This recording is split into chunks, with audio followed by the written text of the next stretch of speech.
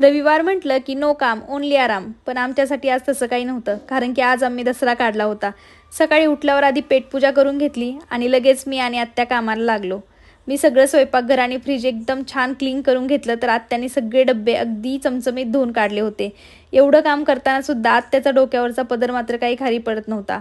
आणि पार्थ पण आम्हाला मदत करत होता. तो बाजूला इकडून तिकडं पळत होता आणि याच्यातूनच आम्हाला थोडीशी मदत होत होती. सगळी काम झाली तोपर्यंत रात्र झाली होती आणि नेहमीचा सगळ्या बायकांना पडणारा प्रश्न, आज रात्री जेवणात काय करायचं. मग शेवटी ठरलं, चला आज थोडंसं स्पेशल बनवूया. छानसा फ्राईड राईस केला आणि सोबत मेथीची भाजी आणि गरमागरम भाकरी केली. आणि असं करत करत हा रविवार पण कसा गेला कळालंच नाही. चला पुढच्या ब्लॉगमध्ये भेटूया. बाय.